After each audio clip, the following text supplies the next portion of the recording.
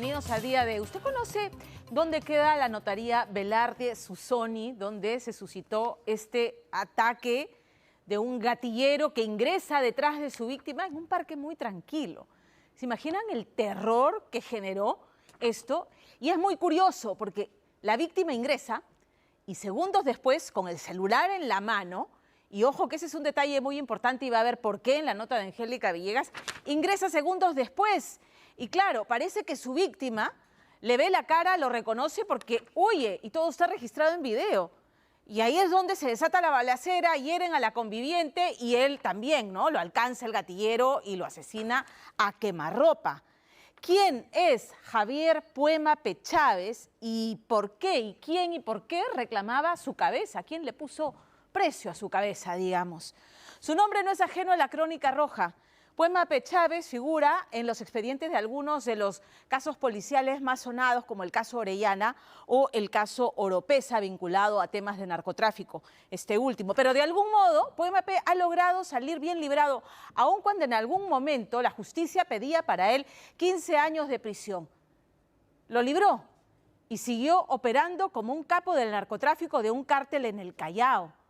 Y no solamente eso, con los años por venir, él ha seguido operando y aunque han tenido encontrones con la justicia, no le ha pasado absolutamente nada. De hecho, ascendió en el escalafón de la organización criminal a la que pertenecía para conveniencia del Ministerio Público y de la policía. Y usted dirá, ¿por qué? Y Angélica Villegas se lo explica. Porque aparentemente este personaje se habría convertido en un colaborador eficaz. Entonces, eso es lo que nos cuenta esta noche Angélica Villegas, ¿no? Es ese error que casi lo delata y que termina llevándolo a Panamá, donde se dedicaba a supervisar que los barcos preñados llegaran a su destino. Cuando regresa en diciembre, ya su propia organización le habría puesto un señuelo y precio a su cabeza. Todos los detalles de cómo es que este sujeto es centrado por su propia organización, ese es el reportaje de Angélica. En la luz rosa de un antro, una cámara camuflada entre cigarrillos y copas de vino registra 8 años antes de que fuera asesinado en una notaría a Javier Puemape alias Cabezón. Con una pulsera de oro que brillaba tanto como su camisa blanca. Él también apodado Javi, ya era conocido en el mundo del tráfico de estupefacientes como un narco pesado del Callao. Así que para la Fiscalía sería en aquel entonces el anzuelo ideal para usarlo como presunto colaborador eficaz, según la investigación, y lograr a través de él que otra organización criminal confesara que traficaba droga con presunta ayuda de la policía, como efectivamente lo lograron. Un mal acto que sea advertido por la organización criminal y que traiga como consecuencia la captura de algún integrante de esta organización criminal o la incautación de esta sustancia ilícita, definitivamente trae problemas. Pero nada es perfecto en el mundo de la droga y un error en estas fotografías delataría a Puemape, señalado como un soplón por sus pares, años después, convirtiéndose en el blanco de un sicario que, movido por su tic-tac humano, lo acribilló junto a su esposa en el lugar menos imaginado.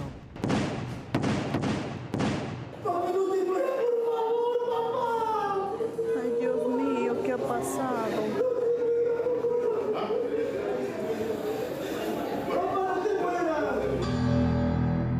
La historia detrás del crimen en la notaría, atestados, herencias delincuenciales y la corta suerte que se llenó de sangre. ¿Quién ordenó el crimen de Javier Puemape?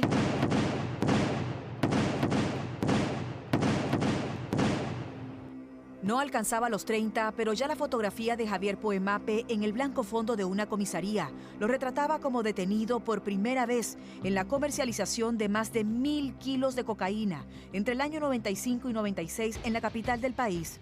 Su nombre aparecería acompañado de múltiples alias en negrilla, como Javier, Cali, Sandro, Ruggeri y el más reciente, Cabezón.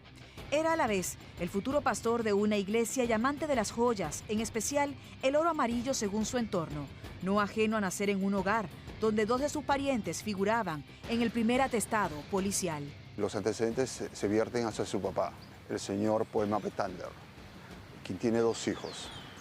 Roberto y Javier Poema, los dos. Entonces, un poco los antecedentes de la construcción de esta historia se vierten sobre esa línea. ¿Qué papel exactamente habría cumplido él dentro de esta organización? Del histórico criminal que perfila a la víctima en este escenario, es evidente de que esta persona hace muchos años tenía un arraigo en el Perú y fue capturado con una organización criminal con abundante cantidad de clorhidrato de cocaína en una de sus guaridas. ¿Cuál era exactamente la función de Poemape según los atestados policiales que llevan su nombre? En aquel entonces, alias Javi fue detenido por acopiar, acondicionar, transportar y poseer droga con fines de comercialización internacional, operando en una organización criminal.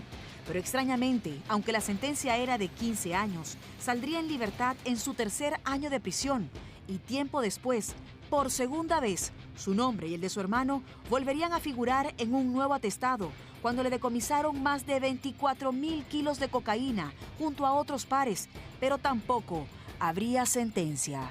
La gente se pregunta por qué, al verse el nombre de Javier Poemape en tantos procesos, solamente estuvo detenido en una oportunidad y pocos años, a pesar de que la pena que le podía esperar era hasta de 15 años o más, y que luego en otros procesos parecía librarse de la justicia. Hay un punto de referencia que es muy importante en la Fiscalía Antidrogas del Callao en el año 2014. El fiscal Mendoza Barca, ¿sí?, es el que inicia un proceso de colaboración eficaz con esta persona. Javier Poemape habría comenzado a ser un colaborador eficaz ¿a partir de qué año exactamente? Del 2014.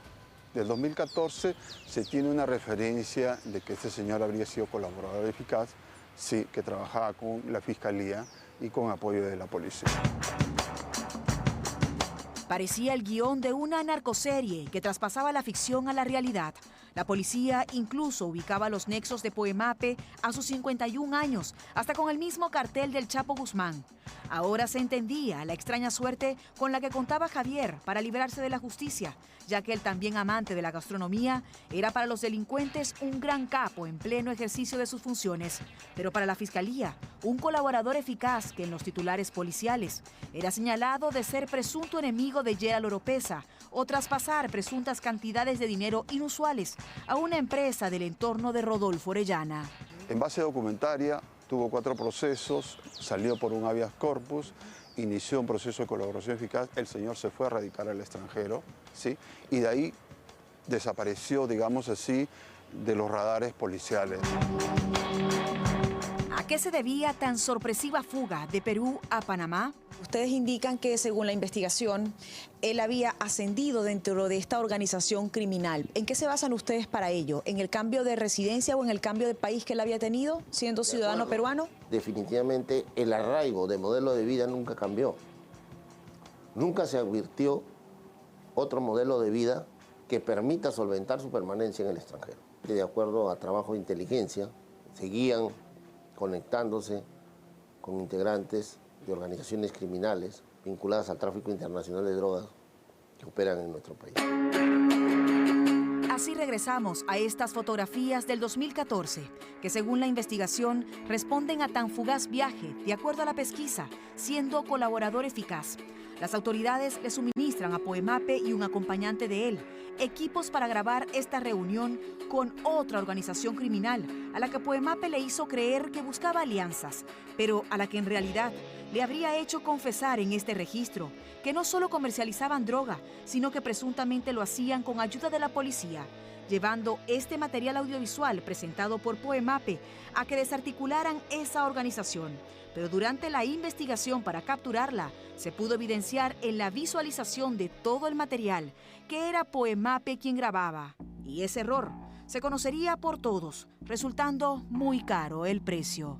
Un mal acto que sea vertido por la organización criminal y que traiga como consecuencia la captura de algún integrante de esta organización criminal o la incautación de esta sustancia ilícita, definitivamente trae problemas. Ahora, en este después, nos permite hacer un diagrama para objetivizar cuán importante era esta persona para la organización y cuán peligroso se volvió. la sospecha de que Poemape pudiera ser un delator. Una organización criminal le tendería la trampa hace pocos días para probar su lealtad, según la policía. Así, hace pocos días, incautaron una importante cantidad de droga que no precisaremos por seguridad, pero que le habrían encontrado a Poemape sin que resultara detenido. Un detalle que le haría confirmar a su entorno que era el soplón que ellos olfateaban. Hace inferir objetivamente que la organización criminal contaba con información privilegiada. Tenía un tic-tac humano para seguir a la persona y ubicarla en el lugar donde él iba a estar indefenso para su seguridad. Era el 22 de diciembre del año pasado cuando Javier Poemape llega en un vuelo internacional al aeropuerto Jorge Chávez. Su país natal era el Perú, pero no vivía aquí desde hace muchos años. Venía en un vuelo de España, pero estaba viviendo en Panamá. Es, de acuerdo a la policía, en este punto donde comienzan a seguir a Javier, alguien de su entera confianza, de acuerdo a la pesquisa. ¿Qué se sabe de hace cuántos días estaba él en el Perú? ¿Y a qué había venido exactamente? Tenía que hacer una transacción, ¿no?, de un inmueble, de una tutela civil, que es materia de corroboración a través de esta prestigiosa notaría. Es la mañana del martes 24 de enero. El lugar donde está Javier Poemape con su esposa y del que sale rumbo a la notaría es clave en la investigación que lleva a la División de Homicidios, que por ahora lo mantiene en reserva. Llegado el mediodía del martes 24 de enero, Javier Poemape se dirige precisamente a esta notaría acompañado de su esposa y realiza el siguiente recorrido. Ingresa por la única puerta que se puede evidenciar en este lugar, sin percatarse que minutos detrás de él había un sujeto que, con gorra y con un teléfono, reportaba la situación, reportaba lo que hacía Javier Poemape para que posteriormente se escucharan dentro de este lugar más de 10 disparos.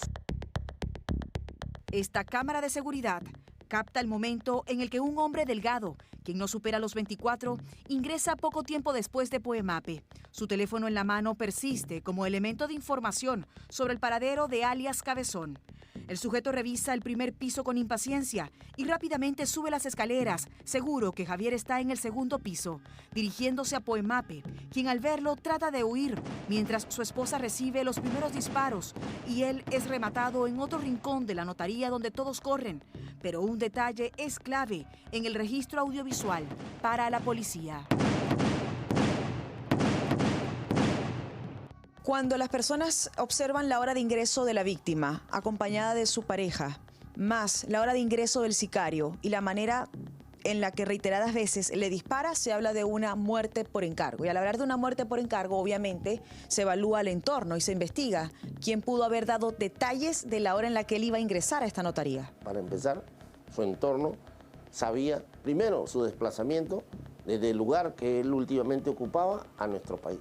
Es por eso que se advierte que una de las líneas de acción para la intelectualidad es el vuelo que lo trajo y dónde se ubicó. A muchos les ha llamado la atención que cuando la víctima observa al autor material de este hecho, automáticamente se asusta. ¿Lo identifica? Definitivamente, la psicología criminal advierte de que esta persona reconoce al ADN criminal contrario que ya lo perfilaba. La esposa de Poemape resultó herida, pero este hombre había recibido más de 9 disparos en la parte superior del cuerpo. Y según la investigación, lo asesinaron en la notaría porque sabían que a ese lugar no podía entrar con el chaleco antibalas que siempre llevaba puesto, dejando una profunda impotencia en sus parientes al verlo sin vida.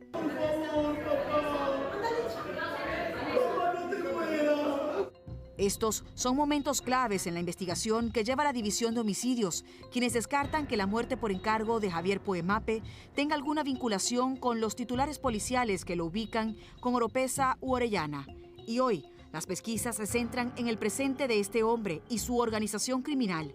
Así que será cuestión de días para que el misterio del crimen en la notaría tenga nombre y apellido.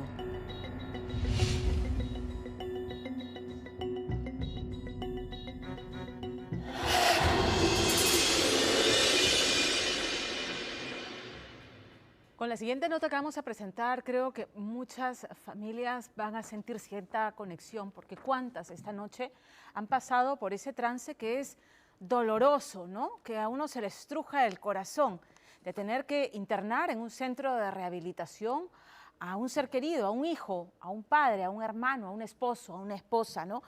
Con el alma en pedazos, porque infelizmente no se lograron los resultados en el seno de la familia y hay que internarlo. Bueno, en este caso, Juan Carlos Basaldúa García se internó él voluntariamente. Él, por su propio pie, va y se interna. 3 días después, su hermana Vivian tiene que ir a recogerlo. Del centro la llamaron y le dijeron, tu hermano murió, y murió por causas naturales. ¿Qué es lo que encuentra cuando llega a este lugar? Tirado en una camilla cubierto con una sábana, el cuerpo de su hermano plagado de moretones y de heridas sangrantes en la nariz, en los ojos, en la boca. Era un despojo humano. Y es increíble porque le mostraron el protocolo de necropsia que decía por causas naturales. Y ella veía que habían signos inequívocos de una golpiza. ¿Qué pasó en el centro saludablemente del doctor Ronnie Chilón Troncoso? Claro, Vivian y su papá, inmediatamente al ver todos estos signos, empezaron a grabar y a recoger evidencia y a pedir respuestas en el centro que rapidito querían que se lleven el cuerpo. No, llamaron a la policía. Y la policía hoy está investigando el caso como un presunto crimen. De hecho, contactaron al médico que firma este protocolo de necropsia diciendo causas naturales por abstinencia. ¿Qué es? ¿Que el médico no vio el cuerpo? ¿Todas las magulladuras? ¿O si lo vio, igual estampó su firma pretendiendo encubrir lo que allí había ocurrido? Lorena, por supuesto, que buscó al doctor Ronnie Chilón, que no le ha dado la cara, como no le ha dado la cara a los familiares, ni siquiera para darle el pésame. Lo buscó insistentemente, pero ¿saben a quiénes sí pudo contactar? A exinternos del centro. Y lo que narran es escalofriante, porque lo que describen los exinternos es este régimen de terror en el que, según sus testimonios, se le paga a otros internos más violentos, más feroces, para que a punta de golpes y de masacrar, como ocurrió con Juan Carlos, ¿no?, se respete esta jerarquía al interior. Y todo esto ocurriría con la anuencia del personal del propio centro. Sí, la casa del horror, aparentemente. La nota es de Lorena Ormeño. Exactamente a las 8 de la noche en Chaclacayo estamos a punto de recoger el cadáver de Juan Carlos Basualdo García, mi hermano. Faltaban 4 horas para la medianoche del último 24 de diciembre, cuando, sostenida por la fuerza de su indignación, Vivian Basualdo registraba el estado en que pretendían entregarle los restos de su hermano. Miren cómo tiene los moretones, que esto no se puede quedar así. A una persona no lo pueden haber golpeado de esa manera. Moretones en los ojos, en las piernas. Los moretones más fuertes que tenían era tanto en la tibia como tenía también en la parte trasera del cuerpo, como si lo hubieran clavado o le hubieran hecho contusiones con algo, con un agente contuso. Les decían que era muerte natural, pero cada centímetro del cuerpo de Juan Carlos Basualdo García estaba cubierto de moretones, un daño salvaje que sufrió en el centro de rehabilitación Saludablemente, al que él mismo llegó para internarse. Ustedes llegan aquí el día 21, él entra por su cuenta, se despide, ¿y cuánto tiempo después es que él sale muerto de aquí? 3 días después. 3 días.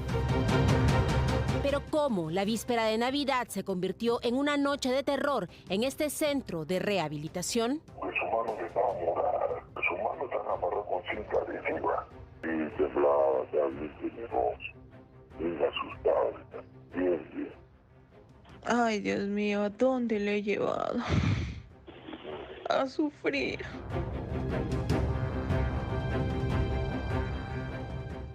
Para rehabilitarle, uno ha quedado ahí, mi hijo, sabiendo no lo hubiera llevado, en qué mal momento habrá ido mi hijo, señorita. Mi pena honda como madre.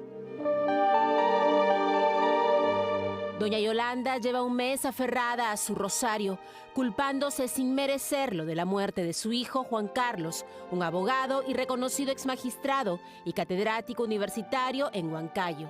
La defensa de la dignidad de la persona humana como fin supremo de la sociedad y el Estado. Todas las personas que vienen a esta tierra, los que nacen en esta tierra, en esta tercera dimensión, vienen a ser felices.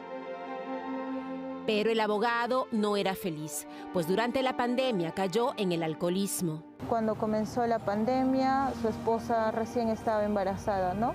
Y le dio una depresión posparto. A causa de esto, los problemas empezaron a generarse, lo que le causaron una depresión crónica, que, bueno, él empezó a refugiarse en el alcohol. Tenía 42 años y por sus 2 pequeños hijos decidió internarse en el Centro de Rehabilitación Saludablemente de Chaclacayo, en Lima, propiedad de Ronnie Chilón Troncos, un médico que atiende además en varias clínicas particulares. ¿Influyó en algo para ustedes el hecho de que el director o dueño de este centro de rehabilitación fuera un médico? Claro, porque yo soy médico, ya, y por lo que yo sé, algunos centros de rehabilitación son por ex, ¿no? Que han sido tratados, ¿no? Pero no son por personas profesionales, que supuestamente 2 psiquiatras también los apoyaban ahí, ¿no? Para ese centro de rehabilitación. Entonces, por eso yo lo dejamos ahí, y él también se quedó bajo su consentimiento, ¿no? Esta fotografía fue tomada el día en que Basualdo ingresó a Saludablemente. Era 21 de diciembre de 2022. Tenía el cabello largo y ninguna enfermedad preexistente, solo su alcoholismo y depresión. 3 días después, el abogado yacía muerto en el piso del tópico del centro de rehabilitación, tapado con una sábana. Me llaman a las 9 más o menos, 9:30 de la mañana, el día 24, el psicólogo diciéndome de que mi hermano había fallecido. Y a mí me llamó la atención, le digo, ¿pero cómo? ¿Qué ha pasado? ¿No? ¿Qué ha sucedido? Me dijo de que le habían encontrado convulsionando y en el trayecto se lo llevaron al tópico y ahí le trataron de reanimar, pero no pudieron porque ya no tenía signos de vida. Según cuenta, el psicólogo Emanuel Salas le aseguró que falleció producto del síndrome de abstinencia y era urgente que se llevaran el cuerpo a Huancayo. Fuimos inmediatamente. Mi papá, que estaba ahí en Lima, porque estaba de visita, él se adelantó, ¿no?, al centro de rehabilitación. Le mostraron la cara, ¿no? Y mi papá así me dice, no sé cómo yo abrí la cubrecama que estaba en el tópico, porque estaba en una camilla tirado, y veo las manos todas moretoneadas, y no sé cómo le levanto el polo, y veo todo lleno de golpes. Y le digo, ¿qué ha pasado? Y me pasan con el médico por teléfono y le dice, signos de post-morte. Pero su padre no creyó la versión y le envió una fotografía a sus hijos. Juan Carlos tenía la cabeza rapada y con heridas y su cuerpo parecía haber pasado por una moledora de carne. Sin embargo, la realidad que hallaron los hermanos era aún más espantosa, por lo que decidieron grabar. Miren, hasta ese punto estar golpeado, recontra golpeado. Así lo han tenido. Descansa en paz, Juan Carlos. Tú estás durmiendo, mi amor. Pero lo más increíble ocurrió segundos después. En el lugar estaba este hombre, William Leiva Soto, un médico que con este certificado señaló que el abogado falleció por aspiración y abstinencia, muerte natural. Yo le dije, doctor, ¿cómo esto es posible? Usted informe, no, son signos post-mortem. Entonces yo me presenté, yo le dije, soy médico pediatra, yo trabajo en el hospital de Huancayo. Yo conozco, ¿no? Entre gitanos no nos vamos a leer las manos. Yo sé cómo son los signos post-mortem y estos son moretones, estos son golpes, estos son que le han hecho con un objeto punzocortantes. Este médico me dice, no, a mí me han dicho que con usted han hablado, pero que conmigo solamente han hablado de que mi hermana ha fallecido, ha hecho su paro y nada más. Nunca me han informado de las lesiones que él tiene. Entonces él dijo, no, yo no sé nada, yo retiro mi certificado de que es expedido. Esta fotografía muestra el temor de Leiva al saber que la hermana del fallecido era médico pediatra. Y nervioso, dicen, quiso romper el certificado, pero no lo dejaron. Quedó como prueba este documento con el que pretendían evitar la necropsia de la fiscalía, que finalmente confirmó el homicidio. Shock hipovolémico, que ha muerto desangrado, laceración hepática, que lo han golpeado tan fuerte que han reventado el hígado y que prácticamente ha sido con algo. Entonces fue un homicidio. Fue un homicidio. Después, ya haciendo las investigaciones, este médico, colega, tenía descanso por COVID. Entonces yo digo, ¿cómo un médico como colegas puedes hacer tu oficio o trabajar particularmente, qué sé yo, estando con descanso médico. Eso está penado. Él está involucrado en esa muerte de mi hermano, tal vez ha estado ahí ocultando información, ¿no? Porque uno como médico, tú dices, ¿qué pasó con este paciente que ha muerto? Tú lo revisas, tú ves todas las cosas, ¿no? Y si no te parece, tú dices, no, acá no pasa nada, porque yo también he sido médico general, y este médico creo que es médico general, ni siquiera tiene especialidad. ¿Qué hubiera pasado si ustedes no fueran médicos? Hubiera dicho que se ha caído, ¿no? Que no ha pasado nada, que seguro se ha golpeado, tal vez que no, y nos íbamos a llevar y se quedaba todo cerrado, ¿no? La familia llamó a la policía y recibieron la Navidad llevando el cuerpo de su hermano a la morgue, donde abrieron investigación por homicidio y fueron detenidos el psicólogo Emanuel Salas, la administradora y una enfermera, aunque horas después fueron liberados. Pero ¿qué pasó en la víspera de Navidad? ¿Quién o quiénes y por qué mataron a Juan Carlos Basualdo? Su mano está amarrada con cinta adhesiva y temblaba realmente menos asustado. Bien. Viene con consecuencias anteriores, ya su tío está sufriendo eso. Él tenía un estado producto del alcohol, ¿no? Entonces él lo que reclamaba decía que no quería estar ahí, que quería regresar a su casa, con ciertas incoherencias, pero en ningún momento ha habido de él una expresión verbal de lisuras.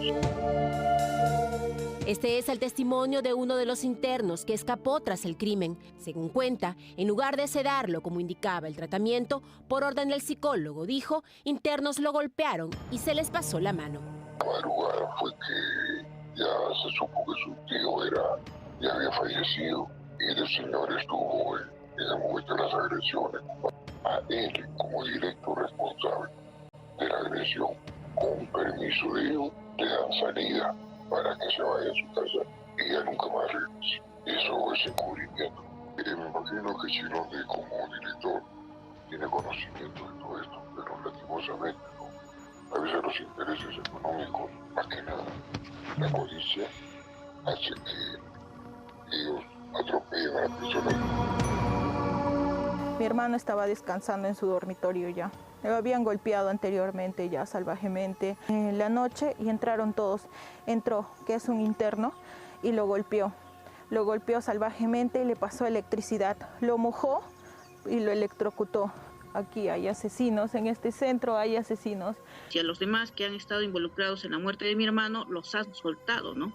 O sea, les han dicho, váyanse para que nadie pueda declarar, ¿no? Yo no entiendo cómo en un centro de rehabilitación que está a cargo de un médico, un psicólogo, una enfermera puede hacer de esa manera el tratamiento, ¿no? Eso ni a un criminal se le hace, ¿no? Violencia que confirmó otro paciente que escapó tras año y medio internado y que asegura que los controlan por el miedo ejercido por otros internos. Pegan entre 8 personas o 10 personas de una manera brutal, después te drogan, después de que te han pegado te drogan para que supuestamente te quedes dormido. Ronnie Chilón, dueño y gerente del centro, no dio la cara ni para ofrecer el pésame a la familia. En su lugar, la página y publicidad de su centro fue borrada como si hubiera cerrado. Sin embargo, 3 semanas después, confirmamos que funciona normalmente. Mi nombre es Lorena Ormeño, soy periodista de Día D. ¿Cómo está, Lorena Ormeño? Estoy aquí porque estamos haciendo un reportaje sobre la muerte del abogado Basualdo, con el coordinador. Va a ir a avisar que estamos aquí. No, voy a llamar por la radio. Ya, vamos a hacer un reportaje, es importante que nos den una respuesta. Gracias. Pero no solo no volvió, sino que inhabilitaron el timbre. Así, este miércoles Fiscalía y peritos de homicidios llegaron al lugar. Lo que pasa es que falta varias diligencias, como uno, haber sido notificados las personas que dormían en la habitación de Juan Carlos. Un homicidio premeditado. Insistimos en conseguir la versión de los implicados, pero no van a declarar. Tiene que investigarse. Porque inicialmente se dijo que había sido por un shock, pero el señor ha muerto a golpes. Es un homicidio, así se está investigando. Es importante saber qué pasó. ¿El doctor Chilón sabe o es responsable de esto? Pero señorita, está en investigación.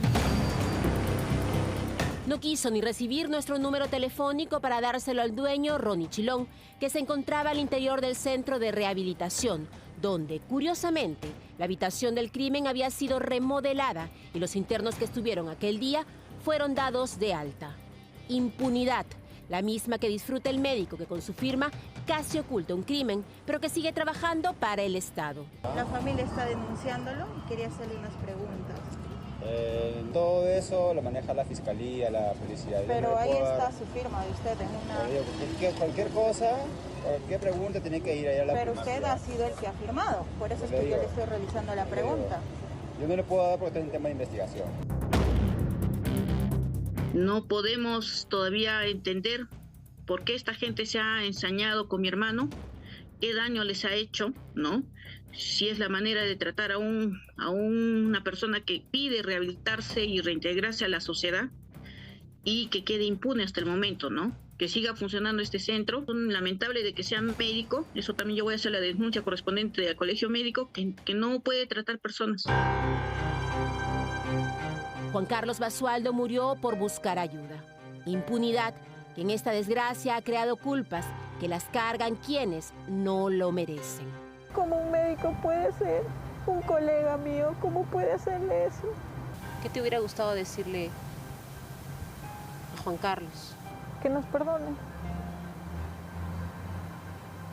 Porque no sabíamos que iba a pasar esto.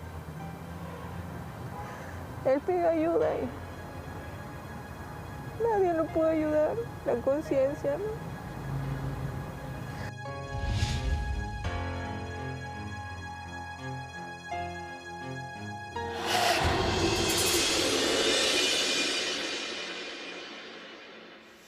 Me parece alarmante que al día de hoy ninguna autoridad competente del Ministerio de Salud que debiera supervisar el funcionamiento de estos centros de rehabilitación, que hay cientos en Lima y también en provincias, a enterarse de este caso frente a lo grosero de las pruebas que hay. ¿Han visto las fotografías? Los elementos que muestran la golpiza brutal, a propósito de la cual se sospecha, y es altamente probable, esta persona ha muerto, Juan Carlos Basaldúa. No entiendo cómo es que no se ha intervenido el centro. No entiendo además cómo, con los testimonios que hemos escuchado esta noche de exinternos, la Fiscalía no ha ingresado y preventivamente paralizado operaciones hasta determinar responsabilidades. Todos los elementos apuntan a que a este hombre lo masacraron hasta matarlo. No entiendo cómo es que el colegio médico no se ha enterado e inmediatamente ha tomado acciones respecto al médico que estampa su firma en un protocolo de necropsia mentiroso, porque no recoge ni describe ninguna de las lesiones que se ven en video.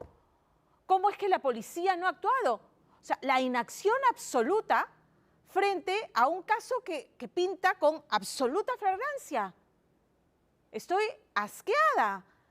Entonces, imagínese usted con qué tranquilidad lleva usted a su familiar esperando la rehabilitación, como decía, que no logró en el seno de la familia, y va y lo interna a un centro de rehabilitación.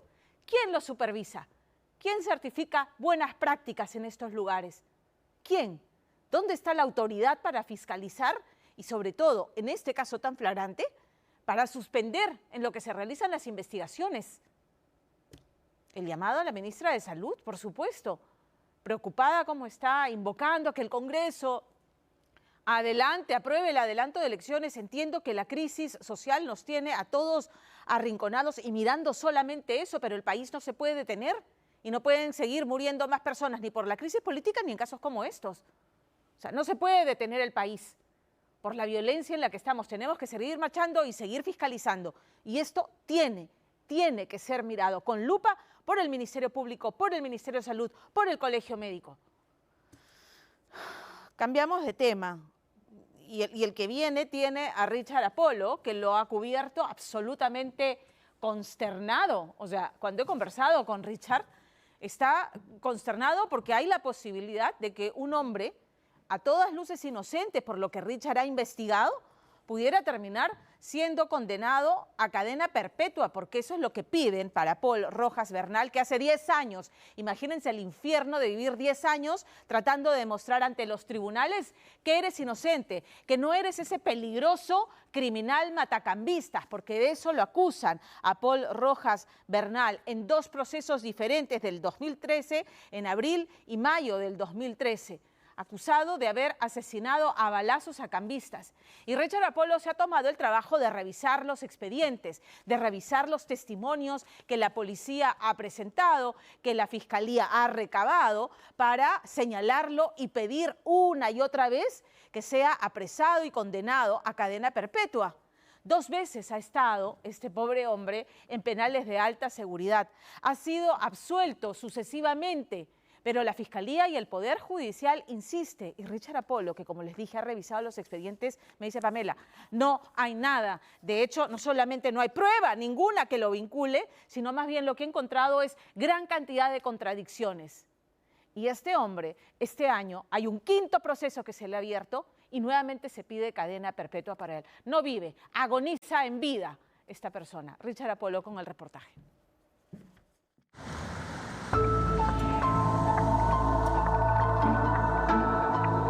Los últimos 10 años, Jean-Paul Rojas Bernal los ha dedicado a luchar contra un sistema judicial que, a como dé lugar al parecer, busca culparlo y encerrarlo de por vida por el robo y asesinato de 2 campistas, ocurrido en el 2013, año en que Jean-Paul Rojas, ante los medios de comunicación, fue presentado como un peligroso delincuente y presunto responsable de aquellos crímenes.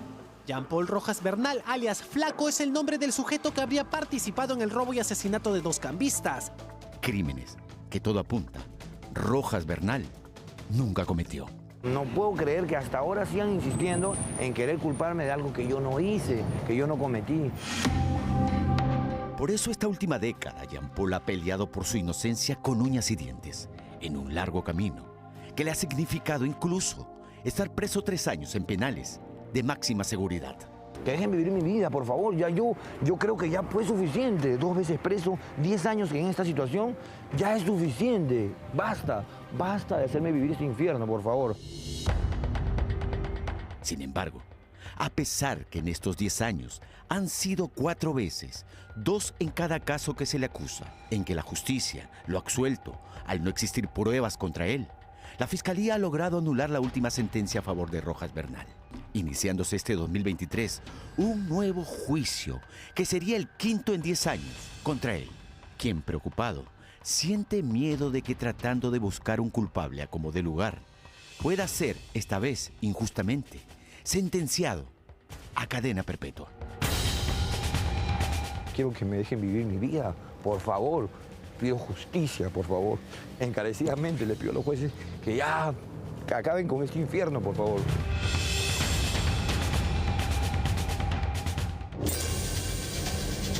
Estas imágenes corresponden a la tarde del 27 de abril del 2013 en San Isidro.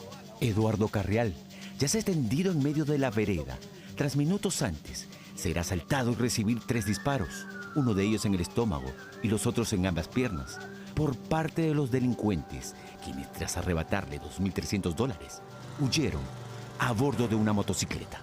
Y en la moto se bajan 2 de atrás y había un tercero esperándolo en la moto. Estaban con pasamontañas, nada, así como estamos nosotros. ¿Sí? Aunque el cambista Carrera Rimari fue auxiliado y trasladado de emergencia a una clínica, falleció días después. Por aquellos años en Lima se había desatado una seguidilla de violentos asaltos y asesinatos de campistas, como el que ocurrió unas semanas después, específicamente el 3 de mayo del 2013, cuando al promediar las 6:30 de la tarde, en la cuadra 6 de la avenida Las Torres, en San Luis, el también campista Aurelio Afata Guamaní fue asesinado por 3 delincuentes, quienes, tras dispararle 3 veces y tras arrebatarle su canguro, donde llevaba $10.000, huyeron en una motocicleta.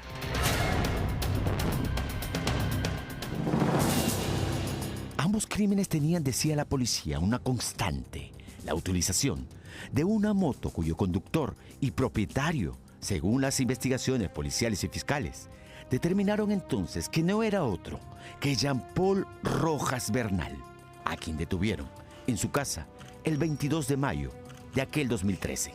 ¿Qué te dice cuando llega la policía? ¿Cómo fue ese momento? Mira, yo estaba sacando mi moto, la dejo prendida calentando, levanto así, iba a entrar a sacar porque no tenía ni mis documentos, nada. Vuelvo a voltear y ya tenía una pistola en la cabeza. Un señor, porque de civil, ni siquiera no estaba uniformado, ni siquiera se presentó a decirme, mira, tal...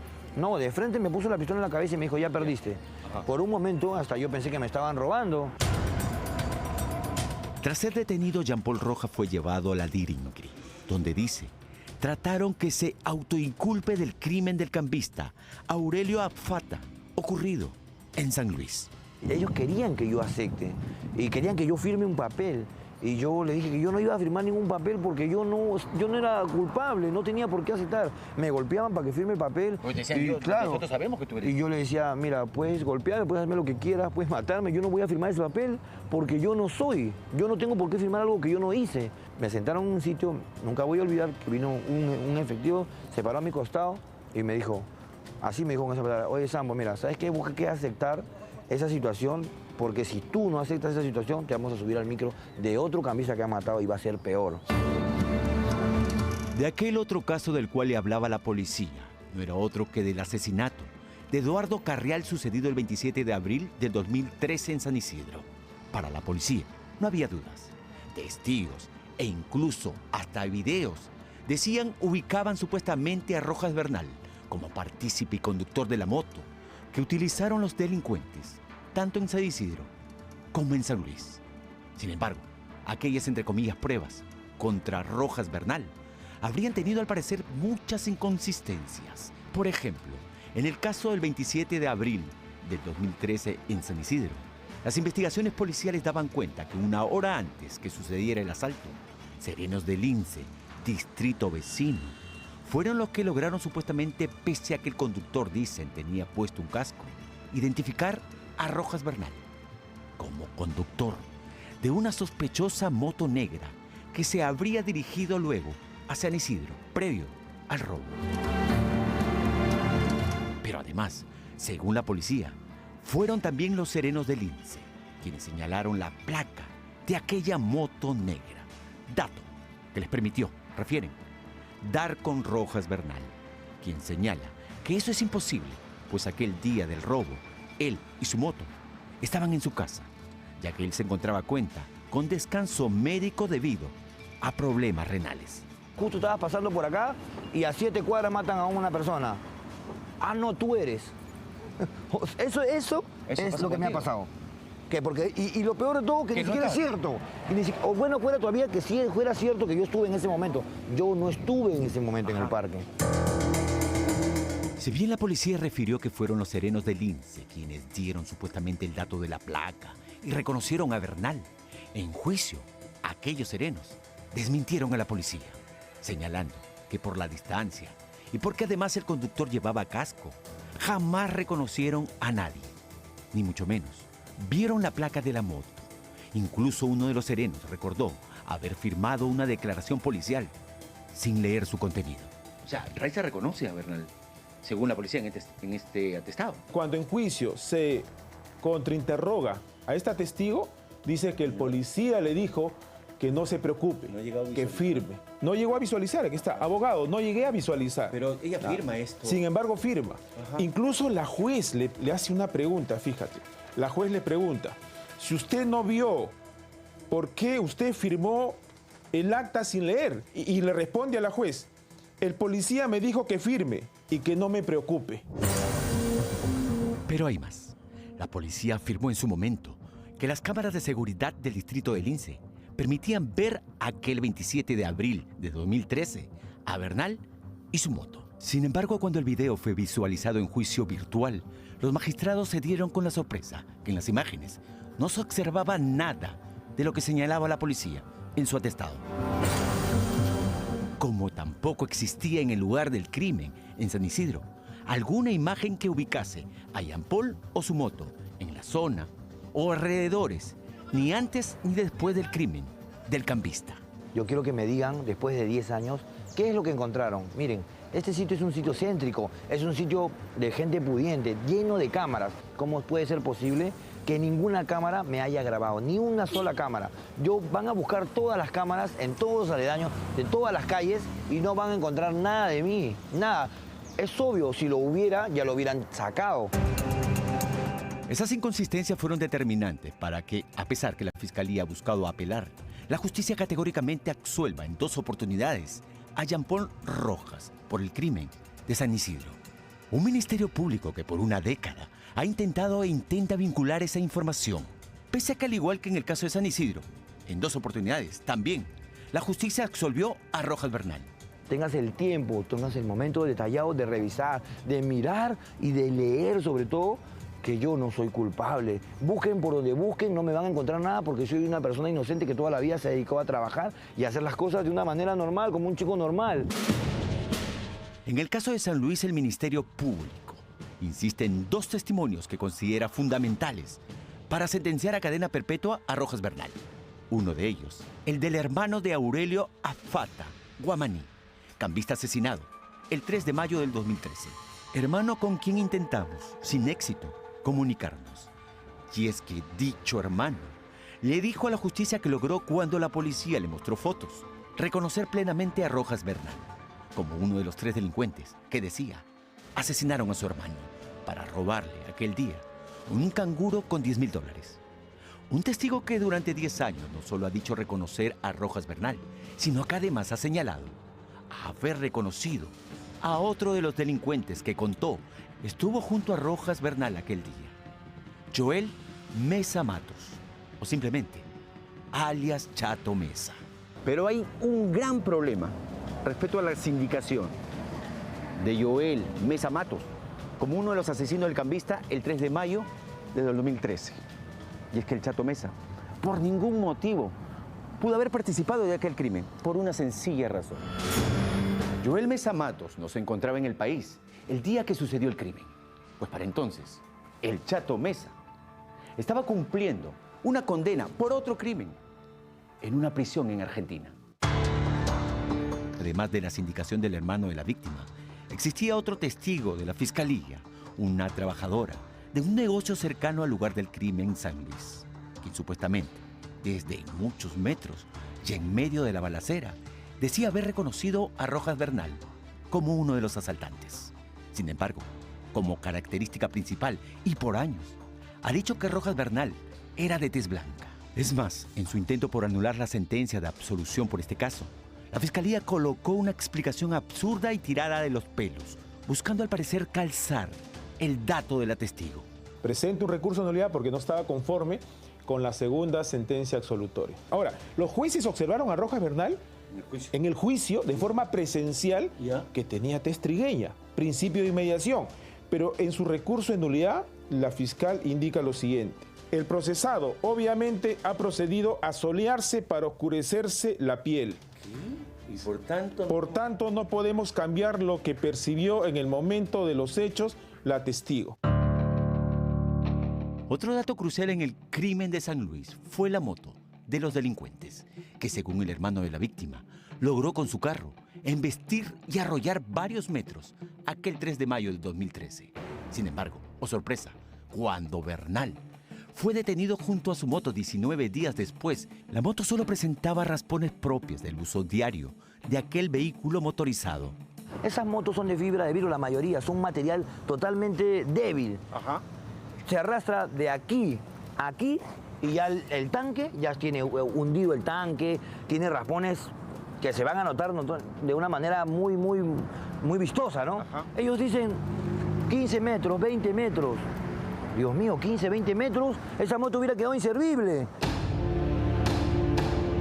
Suficiente para un hombre que permanentemente, con la guillotina de la justicia pendiendo en su cabeza y con antecedentes policiales, los únicos trabajos que ha podido conseguir es de repartidor esporádico de día y eventual cuidador de carros en su barrio de La Victoria, esperando que esta pesadilla acabe de una vez por todas. Creo que ya es hora de que me dejen en paz. Yo no estoy pidiendo que me ayuden, yo estoy pidiendo justicia, Richard. Justicia, por favor.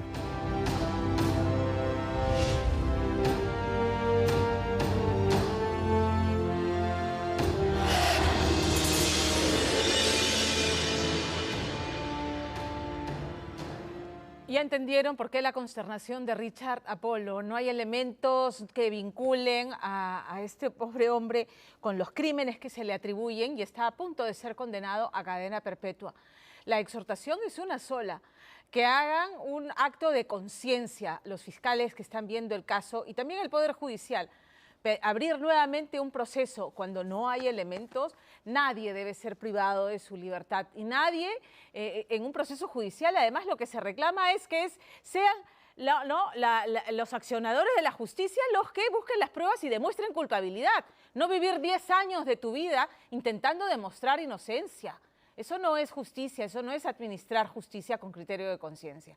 Vamos a cambiar de tema. Quien también hace un trabajo de buscar conciliación, de buscar justicia, de empoderar a las mujeres sobre todo, y que su trabajo además trasciende a lo que ustedes ven en la pantalla, es mi amiga Andrea Ayosa, que está con nosotros y que ha estrenado temporada en 2 programas que son exitosísimos en la señal de TV. ¡Qué linda estás, amiga! ¿Ah? Gracias. Bienvenida. La gente dirá que pesada, la acabamos de ver en Nunca Más y otra vez acá y mañana en Andrea. Pero es que es importante que sepan, no solamente el tema de que empieza nueva temporada y muy potente, sino la chamba que estás haciendo más allá del programa, que es una continuación, ¿no es cierto? Sí, la verdad, bueno, primero buenas noches, seguimos aquí. De verdad que más allá de la coyuntura, justo estábamos conversando que las cosas están terribles para todos.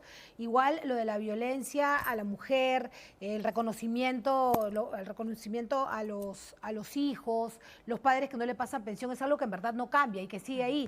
Y nosotros creemos como equipo, me refiero a Nunca Más y Andrea, que también queremos darle a las personas otro tipo de contenido, pero también queremos acercarnos a ellos, por ejemplo, a ellas. Mañana vamos a estar en el mercado de Surquillo, en el mercado número 2, con personas, con muchas mujeres que ya saben que vamos a estar ahí, que nos van a recibir, para poder empoderarlas a través de este proyecto que tenemos que se llama Mujeres Poderosas, que son estas conferencias que hacemos en provincias. Y además de eso, mañana tenemos un programa de verdad que indignante, ¿no? Yo siempre le digo al equipo, es terrible porque cuando hablamos de paternidad, cuando hablamos de estos malos padres, incluso también del ADN, de estos papás que no quieren reconocer a sus hijos o que los obligan a reconocerlos, lo que nos lleva es a indignarnos a todos. Y mañana quería decirles, invitarlos a todos ustedes, que tenemos una historia indignante realmente. No les puedo comentar, es alguien que probablemente muchos han visto. Ya. Muchos, es una persona medianamente conocida, creo yo, y de verdad todos se van a sorprender del tipo de padre que es. Padre entre comillas, ¿no? Porque si se le puede llamar padre. Entonces, sí quería invitarlos a que mañana vean esta historia que va a tener un final. No puedo decirte qué final todavía. Claro. Esperemos que sea el mejor para un niño que realmente lo necesita, ¿no? Que es un niño que además, lamentablemente, es un niño que nació con una enfermedad. Entonces, al final del día, Andrea, en estos casos, como nos pasa a nosotros en Día D, cuando tenemos este tipo de situaciones en las que hay un papá, una mamá, el tema del reconocimiento o el tema de la disputa por la custodia, el interés es principalmente esas criaturas, esos hijos, ¿no? Jaloneados, o esos hijos que esperan el apellido y el reconocimiento y la asistencia económica, finalmente, si es que no quieren tener relación con él, que les corresponde porque son los padres. Pues, no, sí, y peor ellos. Claro, y peor aún cuando, bueno, nosotras que somos mamás y muchos papás y mamás que nos están viendo, sabemos claramente que por un hijo haces lo que sea, ¿no? Si no eres capaz de proteger a tu hijo y cuidarlo, como yo siempre digo, un hombre que no quiere a su hijo no quiere a nadie. ¿A quién podrías querer? Y justo el caso de mañana tiene que ver con eso, ¿no? Que incluso cuando hablamos de un niño vulnerable, que además está enfermo, obviamente lo quieres proteger más, pero más bien este personaje o este tipo es como si no lo conociera, no lo quiso reconocer. No es mi hijo, porque lamentablemente nació con una enfermedad. Mira, nadie lo puede obligar a querer a ese hijo. Nadie, y si esa es su naturaleza, esa es la entraña, no la va a cambiar. Pero sí a pasar una pensión que no la pasa. Absolutamente, y la ley lo manda. Exactamente. ¿Ya? Y para eso cumplir la ley. Y para eso estamos. Bueno, nosotros somos el nexo, porque finalmente las autoridades lo hacen, pero lo vamos visibilizando. Ponerle los reflectores logra resultados, Andrea, y eso es lo que estás haciendo. Y eso es lo que estamos haciendo ahora, así que decirles a todos que no se pierdan, Andrea, mañana, de lunes a viernes a las 8:45 de la noche y también Nunca Más. El combo perfecto somos de el los combo, domingos, ¿no es el combo, cierto? Pamela, somos el como combo. la hamburguesa y las papas fritas. ya lo he Así dicho. es, siempre le digo. Yo iba a decir la marca de la gaseosa, pero me linchan. Sí, no, por eso hasta ahí nomás. Sí. Sí. El chif ahí, no, mejor no lo decimos. Así es. Buenísimo, Andrea, qué lindo tenerte aquí. Me encanta estar aquí. Invítenme más seguido, pues. Los domingos no tengo muchas cosas que hacer. Mentira, no, yo Gracias. feliz. Vengo, me encanta estar aquí contigo y sabes el cariño que te tengo y el cariño que tengo a este equipo del que ha formado parte, que has además, sido parte. años, claro, acá. Éxitos, Andrea, gracias. Gracias igual a ti, Pami, gracias a ustedes. Tenemos que hacer una pausa. Y ya lo ha dicho Andrea, ¿no? La situación está complicada. ¿Ustedes sabían que ayer, sí, falleció una persona aquí en Lima en las movilizaciones, pero sabía que fallecieron ayer otras 26? Tan arrinconados por la violencia desbocada que estamos viviendo en Lima y en varias regiones del país, que perdemos de vista la marcha del país. Y tenemos una policía que está agotada, extenuada, que sale un día sí y el otro también, aquí en Lima, pero también en provincias. Vamos a regresar con cómo nos está afectando y hablar sobre el trabajo de la policía. Pero antes tenemos mensaje de nuestro auspiciador. Todos nacimos con un talento por desarrollar. María no hubiese podido salvar tantas vidas si no hubiese estudiado medicina. Julio no hubiese podido crear espacios más firmes y seguros si no hubiese estudiado ingeniería. Estudia en la Universidad San Martín de Porres. Atrévete a ser diferente y destaca en lo que te apasiona. El examen de admisión en Lima, Chiclayo y Arequipa es el 11 de febrero.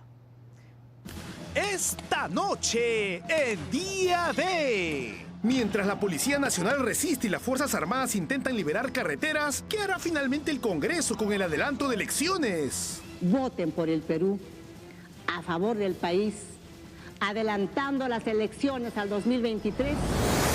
Además, ¿en qué momento se cambió el Contigo Perú por el Destruyamos al Perú? Diagnósticos responsables y cura para hallar una salida a los días más oscuros de nuestra república. Presenten a un líder, quién es el encargado para que pueda conversar con el Ejecutivo y con el Congreso y se pongan de acuerdo. Quédese en Día D. Día D llega gracias a OPE.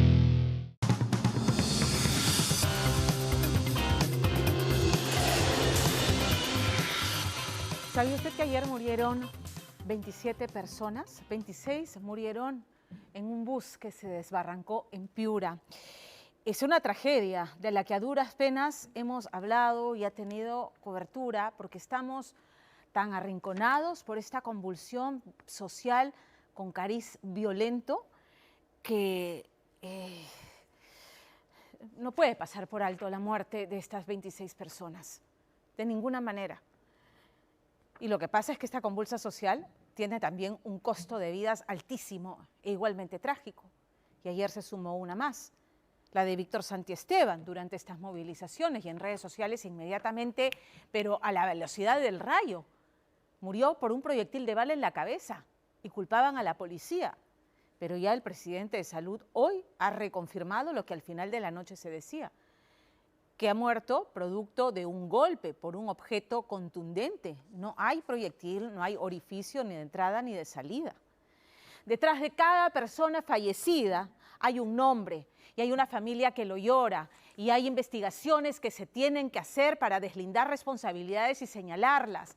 Pero en el juicio popular y a la luz de las imágenes que tenemos los medios que transmitir día sí y día también, ¿no? De este violento encontronazo de grupos de vándalos, de turbas violentas que se enfrentan a la fuerza represiva policial, en el juicio popular señalan como responsables a la policía y lo que tenemos es una policía extenuada, agotada, que sale todos los días en Lima y en Ayacucho y en Ica y en Cusco a enfrentar a estas turbas violentas que se han organizado, porque a estas alturas nos queda claro que aquí están organizados para hacer ataques sistemáticos y permanentes, generando zozobra y sembrando terror. Muchas veces la policía que se enfrenta, sí, a grupos que los sobrepasan en número y se presentan situaciones como la que ocurrió en Juliaca, donde le prendieron fuego a un suboficial, o en Madre de Dios, donde un policía fue secuestrado, desnudado y finalmente fue rescatado, o en Ica, es el video más reciente, donde lo agarran a golpes y se escuchaban gritos destemplados, ¡mátenlo! ¿Qué está pasando? ¿Nos estamos convirtiendo en tribus salvajes donde se enfrenta peruano contra peruano? ¿Hasta dónde va a llegar esta situación? Y precisamente en Ica, solamente en esta semana, 57 policías han resultado heridos. Y esta región está sufriendo la intermitencia de los bloqueos entre los kilómetros 299 y el 300, ¿no? Barrio Chino, Expansión. Les bloquean una porción, van y bloquean la otra. Y ahí está la policía, un día sí, el otro también. ¿Quién moviliza ahí en Ica? César Cornelio se ha tomado el trabajo de hacer la investigación y se habría identificado ya un nombre. Juan Marcelo González Loaiza. ¿Quién es? ¿Cuál es su agenda? ¿Quién está detrás de esta persona? César Cornelio. ¡Abre, abre, abre! ¡Abre, abre!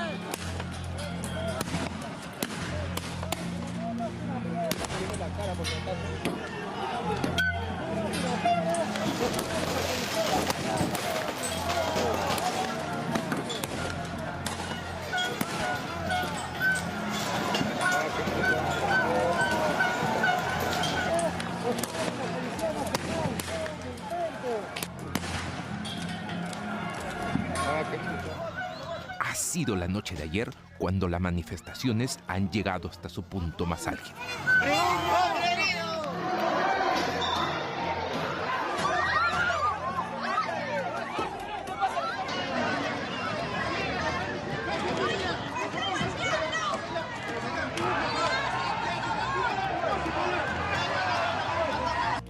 La Defensoría del Pueblo invocó a deponer toda forma de violencia, como lanzar objetos a la policía o dañar la propiedad pública o privada. Un grupo de violentistas hizo todo lo contrario y actuó de forma agresiva contra las fuerzas del orden.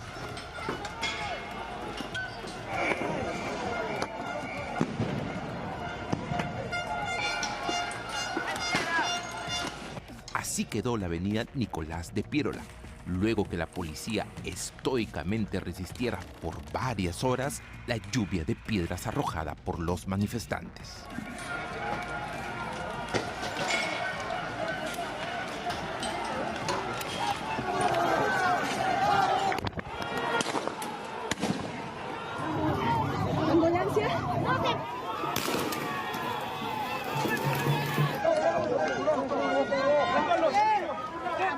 El saldo del enfrentamiento deja un muerto. Víctor Santiesteban Yaxavilca, de 55 años, se convierte en la víctima número 58 en las violentas manifestaciones en contra del gobierno y del Congreso.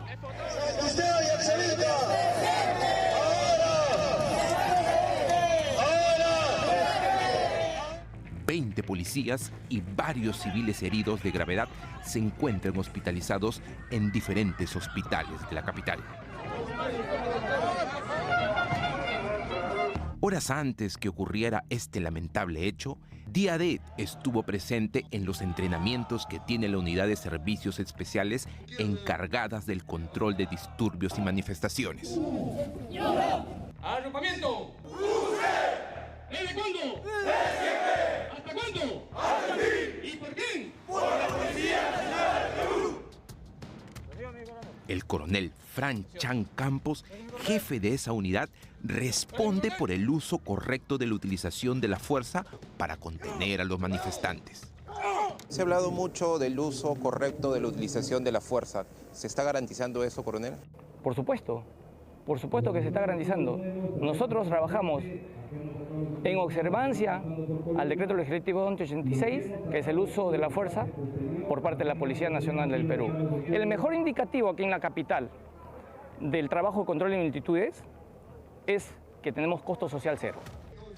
Debido a la creciente ola de manifestaciones, 1.200 efectivos policiales se reunieron en la Escuela de Oficiales de la Policía.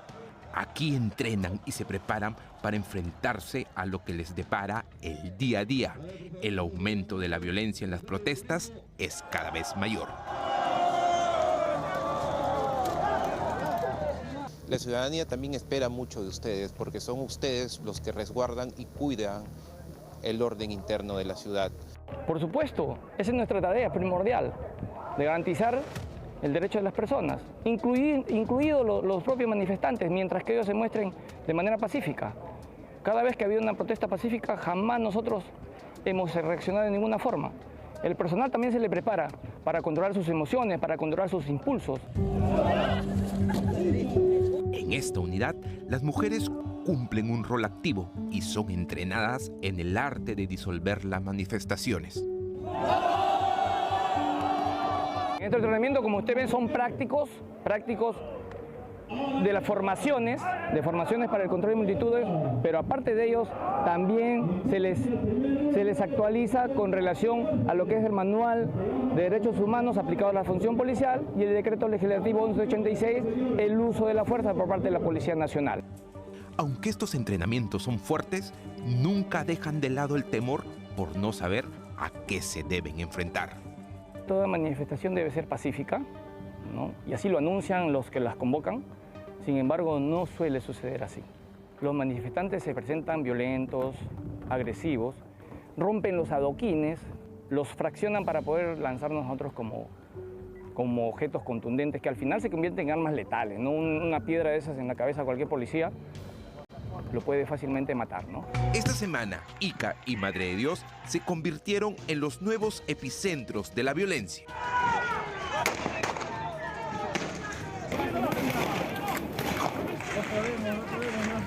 En Madre de Dios, una turba de vándalos trataron de incendiar el local del gobierno regional y la comisaría.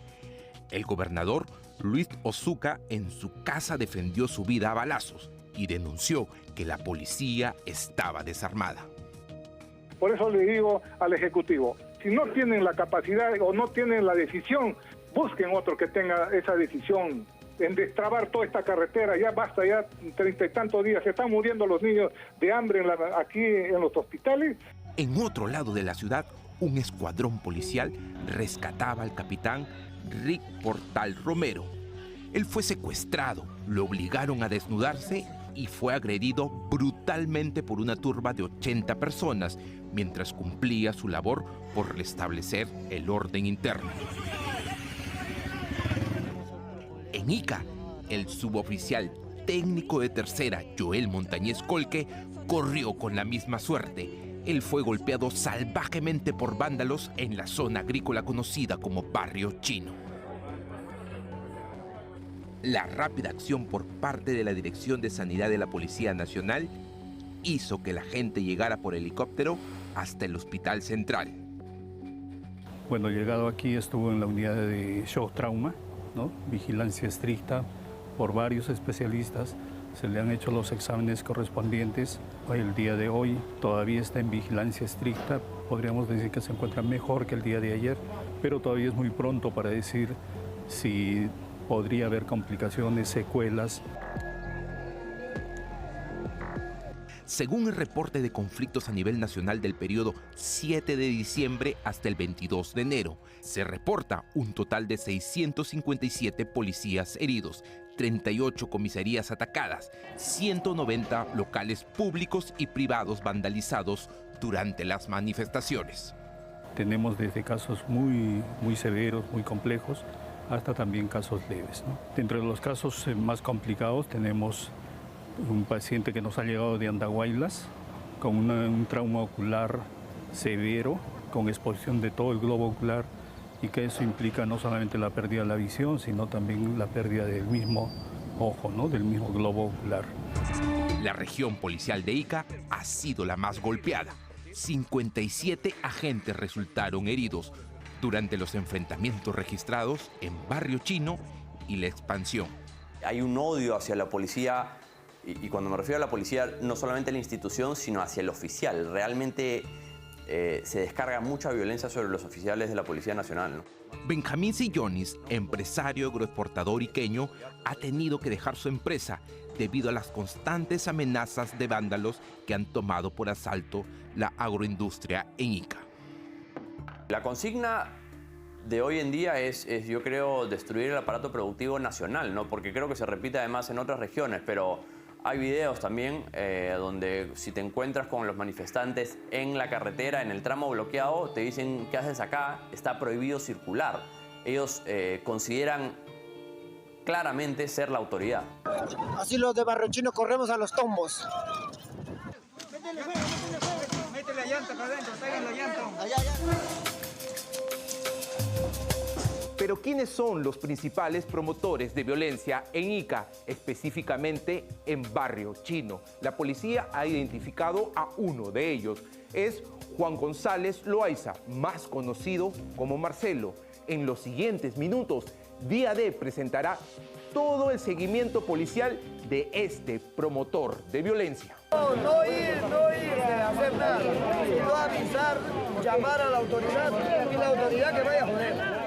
Marcelo es uno de los principales voceros de la comunidad de Santa Cruz de Villacurí, más conocido como Barrio Chino. En todos los videos recabados por la policía se le ve asusando a las masas. Compañeros, ¿qué nos cuesta quedarnos una noche completa en vigilia acá?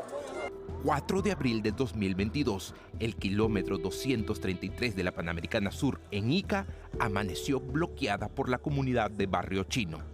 El vocero para responder y levantar el bloqueo que había dejado un saldo de 11 heridos y un fallecido fue nada menos que Marcelo.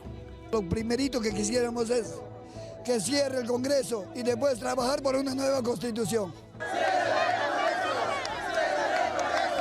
Somos 16.000, todos Estados Unidos, todo es una sola masa. Es evidente el direccionamiento político de las manifestaciones en Barrio Chino. Ocurrió el año pasado y hoy nuevamente se repite, pero esta vez podría ocasionar un daño irreparable a la agroexportación peruana. 64 millones de dólares que no se exportan en una semana. Con Barrio Chino tú bloqueas a medio Perú, ¿no? Bloqueas desde Tacna, Moquegua, Arequipa, Puno, Madre de Dios, etc. Las rutas para la interoceánica está en Nazca. El perjuicio es gigantesco. Ya son 58 fallecidos desde que se desató esta ola de violencia.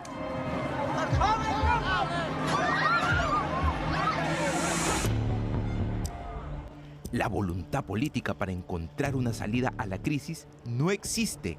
El Congreso sigue de espaldas al pueblo peruano y mañana tiene una nueva oportunidad para demostrar en qué lado de la historia quiere estar.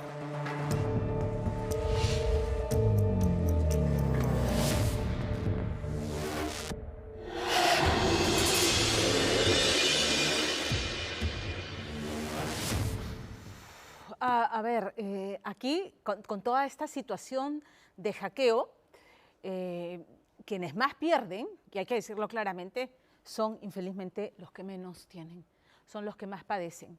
El que todavía puede pagar un balón de gas, como en Madre de Dios, a 200, 250 soles lo va a pagar, porque tiene los ingresos para hacerlo, pero es una minoría. Quienes más sufren es el ama de casa, es el mototaxista, es el taxista, es el de la bodega, que no tiene, que no puede. El incremento de los precios, oferta y demanda. Si las ciudades están desabastecidas, el poco stock que hay se incrementa de precio. El que todavía tiene ingresos puede pagarlo, pero el que más padece es el que se está quedando sin chamba, el trabajador de las agroexportadoras, a los que les impiden ingresar a sus trabajos. ¿Por qué? Porque los amenazan, porque los extorsionan. Eso está ocurriendo en Ica. Y miremos además el otro lado, porque sí, el gobierno central tiene que dar respuestas, pero también los gobiernos regionales, no olvidemos eso. Yo quiero que vean la ejecución en avance de obras públicas en las regiones convulsionadas. En Apurímac está al 0.15%, en Arequipa al 0.18%, en Cusco 0%, en Junín 0%, en Madre de Dios 0%, en Puno 0%. 0. avance de obra pública significa generación de puestos de trabajo que esta gente necesita. Que no, además no es esta gente, todos los peruanos necesitan chamba, todos. Pero esta situación simplemente bloquea cualquier posibilidad. Las bambas, porque hay que hablar de la minería ilegal, ¿no? La minería ilegal que los informes de inteligencia señalan que estarían financiando. La Pampa, en Madre de Dios. La minería ilegal campea. Y lo que señalan los reportes de inteligencia es que estarían financiando a los grupos violentos. Hagamos el esfuerzo por separar, ¿no?, a quienes apoyan masivamente, porque la encuesta del Instituto de Estudios Peruanos señala que más del 60% de los peruanos señala que se identifican con las razones que movilizan a 11 regiones. ¿Correcto? O sea, aquí hay que identificar que sí hay razones para que 11 regiones se sientan representados en las movilizaciones, mas no necesariamente en esta violencia. ¿A quiénes afecta más? A los que menos tienen. Y están arruinando a quienes dicen defender. Arruinando. Yo digo, qué lejanos parecen esos días de emoción purita, ¿no? Que cuando teníamos la blanquirroja en el pecho, se nos hacían agüita los ojos, un nudo en la garganta, cuando nos convertía, ¿no?, la blanquirroja en un solo puño, una sola emoción, una sola nación, ¿no?, orgullosos de ser todos peruanos. Y entonces ahí sí, Puno sí era y es el Perú, como lo son Arequipa, Apurímac, Juliaca, ¿no?, Puno, Cusco, Madre de Dios, Ica, todas regiones hoy convulsionadas, sitiadas por esta violencia organizada, sistemática, que enfrenta a peruano contra peruano. ¿O es que me van a decir que los policías no son peruanos? Los bloqueos, los incendios, el vandalismo, los saqueos. Bloqueos que impiden que una criatura, un bebé, llegue a un centro de atención médica y fallezca, como han fallecido en esas mismas circunstancias otros 9 peruanos. ¿O es que hay unos muertos, hay un escalafón de cómo valorar a quien pierde la vida? Los asusadores que amenazan seguramente a sus coterráneos. Si vienes a trabajar, vas a pagar las consecuencias. Los extorsionan, los amenazas, como tribus salvajes, y la gente cada vez más arrinconada. Y lo hemos visto, esto no puede ser llamado manifestantes ejerciendo su derecho a la protesta. Basta, separemos las cosas. Estos son vándalos, que lo que están haciendo es sembrar terror, porque la gente está asustada con la incertidumbre de qué es lo que va a pasar. No sabemos qué es lo que va a pasar. Al frente, la respuesta represiva del Estado para tener la figura completa. La fuerza represiva, ¿no?, la fuerza del orden llamada precisamente a controlar una situación con un altísimo costo social. Casi medio centenar de peruanos muertos en estos enfrentamientos entre la policía y estos grupos violentistas. Debe investigarse caso por caso y deslindar responsabilidades, lo volvemos a subrayar y lo hemos dicho aquí. Pero además y sobre todo al frente, ¿quién está también? Una clase política indolente, una clase política que le da la espalda, que vive desconectada en la realidad, que pretende quedarse, ¿no?, en el poder, esperando que esto por generación espontánea se resuelva cuando ellos tienen la llave de la solución. Y que esta gente ha perdido su legitimidad, la que ganó en las urnas, en democracia, esta democracia que hoy izquierda y derecha zarandean poniéndola en peligro. Esa es la realidad. Entonces, podemos hacer a estas alturas el ejercicio, ¿no?, el esfuerzo colectivo de mirar más allá de los grupos violentos y entender que también hay un grueso de peruanos que se sienten postergados históricamente. ¿En qué nos está convirtiendo toda esta situación? Como digo, ¿en tribus salvajes? ¿Queremos desembocar en una guerra civil? ¿Cómo estamos como nación? ¿Quiénes están detrás? ¿Cómo hacemos para entender que la violencia genera más violencia, que si no hay camino de verdad a hacer una tregua y establecer el diálogo, nos vamos a perder como nación? Percy Guzmán.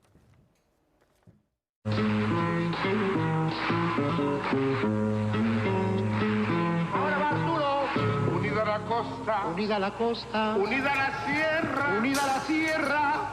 Unida la selva contigo, Perú. ¿Dónde quedó unida la costa, unida la sierra y unida la selva contigo, Perú? canción convertida en himno que hace apenas algunos años pregonábamos todos los peruanos por nuestra blanquirroja.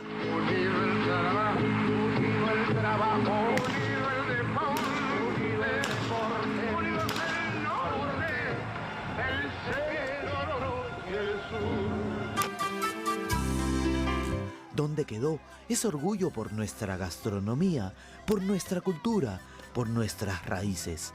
Hoy el país vive una dolorosa y terrible conmoción social que quiebra y divide a todos los peruanos frente a una clase política que intenta apagar el incendio con gasolina.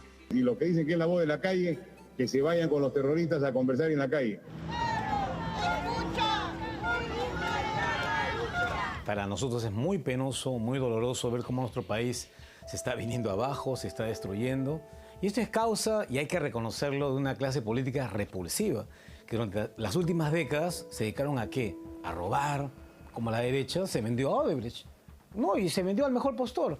Y una izquierda que cacareaba pueblo a pueblo, llega al poder y muestra ineptitud y corrupción, igual que la derecha, que centro izquierda o la tendencia que sea. Entonces la gente ya está harta de eso, está fastidiada, está decepcionada, defraudada, y la gente sale a las calles. ¡Congreso asesino! ¡El pueblo te repudia!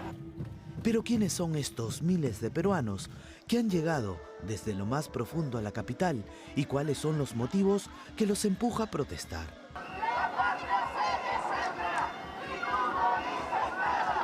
Este es un análisis desde todos los frentes de la crisis política y social que ha dividido, golpeado y enlutado al país. Los inocentes, los jóvenes, nadie tiene por qué pagar los platos rotos de esta falta de ayuda, de apoyo. Podemos conversar y es un llamado de voz, de atención a los profesionales para que también avancen en su trabajo hacia las provincias, en que dejen de pensar que la gente de provincia no es culta, porque es cierto, les puede faltar preparación, pero mucha gente tiene ganas de trabajar, tiene ganas de salir adelante, necesitan mejores condiciones. Y la educación crece en edificios en Lima y en algunas zonas de la costa, pero no crece en la sierra.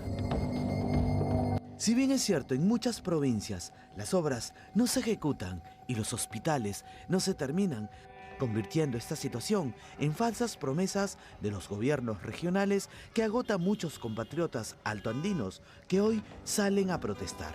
Para el psicólogo social Jorge Yamamoto, quien ha realizado para su próximo libro un análisis de valores de las marchas, ha encontrado 4 tipos de conglomerados en estas manifestaciones. Los mafiosos que buscan su progreso individual a la buena o a la mala, pero no tienen ningún interés y cierto grado de desprecio sobre el Estado, ¿no? Por ejemplo, narcotraficantes, minería ilegal, tala ilegal, pesca negra. Luego, el segundo grupo es el de los destructores. No tienen ningún afán de progreso, tienen un nivel tan alto de resentimiento. Según el estudio de Yamamoto, el tercer grupo identificado lo denomina como el activista resentido, que se preocupa por el progreso de la sociedad bajo fórmulas equivocadas, y finalmente ubica como cuarto conglomerado al activista progresista, que en su mayoría son académicos liberales que terminan validando estas marchas. Los mafiosos, el primer grupo, les interesa generar desorden, pero ¿con quiénes se alían? Con los destructores. Los financian y salen a generar desorden, pero además convencen a los activistas resentidos y luego se valida con los progresistas que sin darse cuenta están colaborando para que los mafiosos y los destructores sigan engañando a los activistas y se arme el círculo vicioso. Sin embargo, para el artista cómico Carlos Álvarez, quien hace poco realizó una misa virtual por la paz y fue severamente criticado, existen también otro grupo de infiltrados que buscan generar terror. Podemos pensar diferente, es parte de la democracia, pero no de esta manera, no matándonos unos a otros. Y ojalá que la gente que sí quiere la destrucción del país, que lamentablemente hay, y con eso no estamos terruqueando a nadie, porque eso también es una gran falla que se tuvo, gente que protesta pacíficamente, gente que alza su voz, gente... Está bien, están en su derecho. Y yo eso lo apoyo también, porque todos estamos molestos con esta clase política. Pero de ahí a que hayan gente que hace 20, 30 años desangró este país, se aproveche de eso, se suba la ola de la indignación popular para desangrar a otros al Perú, eso no se puede permitir. Está claro que el caos y la división es el objetivo de muchos infiltrados para quebrar al país. En estas manifestaciones no existen líderes y tampoco un claro pliego de reclamos, aunque para el antropólogo César Samayoa el mensaje es el siguiente. Al comienzo era más confuso, ¿no? Al comienzo eran cuatro puntos. La primera era que renuncie, la segunda era elecciones ya, lo tercero era la constituyente y lo cuarto era la liberación de Castillo. Me parece que la constituyente y la liberación de Castillo por ahora han bajado el tono. Ahorita lo más fuerte es la renuncia de Dina Boluarte ahorita y la convocatoria de elecciones el 23. La duda es si el adelanto de elecciones calmarán las protestas, que también piden la renuncia de Dina Boluarte. La periodista, escritora, coach emocional y experta en lenguaje no verbal, Rosa María Cifuentes, encuentra una sospechosa ambigüedad en el mensaje de la presidenta de la República. Y vuelve a decir que ella no pretende perpetuarse en el poder y que quiere que se adelanten las elecciones. Sin embargo, no es frontal en decir exactamente qué cosa le molesta o no llama a dialogar a ningún dirigente, ¿ok? No es precisa en eso. Y esa ambigüedad me parece como periodista que es sospechosa y deja un vacío muy grande. Tenemos que proteger la vida y la tranquilidad de los 33 millones de peruanos. Puno no es el Perú. Los manifestantes hablan de que quieren que se vaya al Congreso también. Pero ¿qué ocurre? Que el Congreso efectivamente, desde que empezó el poder, un porcentaje mayoritario se ha mostrado solamente convenido y con ganas de perpetuarse en el poder para seguir cobrando su sueldo. Para el ex catedrático y antropólogo César Samayoa, en este caos social, una gran parte de la responsabilidad recae en la falta de verdaderos partidos políticos. El problema del Perú es que no existen partidos. Tenemos un problema en el Perú hace años, que lo vamos a seguir teniendo, es Keiko Fujimori. Es Keiko Fujimori, es el fujimorismo. ¿Qué cosa es el fujimorismo? ¿Es una ideología política, es un partido? No, es simplemente un caudillo que gobernó el Perú, para algunos bien, para otros tremendamente mal, y es eso. Y la izquierda es igual. ¿Quién es la izquierda? ¿Qué partidos hay de izquierda? ¿Cuáles son sus ideologías, sus nombres? ¿Qué quieren? No sabemos. Es Castillo, es Cerrón, es fulano de tal, es Mengano. ¿En qué momento va a cambiar el Perú cuando estos políticos se den cuenta que necesitamos partidos? Teniendo desprestigiada a la clase política, ¿qué pasa con la gran mayoría de peruanos que tiene una tendencia de queja pasiva y un bajo nivel de activismo? Es decir, los que prefieren continuar trabajando para velar por sus familias. Para el psicoterapeuta de la ONG Smile Train, Daniel Mena, la violencia que vemos todos los días en las manifestaciones podría terminar normalizada en muchos hogares. En este momento nuestros niños están de vacaciones. No se puede viajar, no se puede salir. No se puede salir incluso ni siquiera a los centros comerciales. No hay forma de poder distraerlos con facilidad. Están pendientes de las pantallas, hay mucha televisión, se combate peruanos contra peruanos en las calles, no solo en Lima, en provincias. Es terrible. Cuando el niño percibe que la violencia es un instrumento de solución, ahí está complicado. Porque sí, efectivamente, ese niño va a sembrar en el futuro esa violencia en una familia en la cual va a implementar la violencia para poder solucionar problemas. Otra preocupante consecuencia de estas manifestaciones es el estancamiento económico debido a los bloqueos de carreteras que está afectando seriamente a la clase trabajadora, como a don Julio Surco, un emprendedor cusqueño, empresario metalmecánico del Parque Industrial de Villa El Salvador y vicepresidente de Pyme Perú, quien, a pesar de tener parada su empresa, apoya las manifestaciones, pero sin vulnerar los derechos de los demás.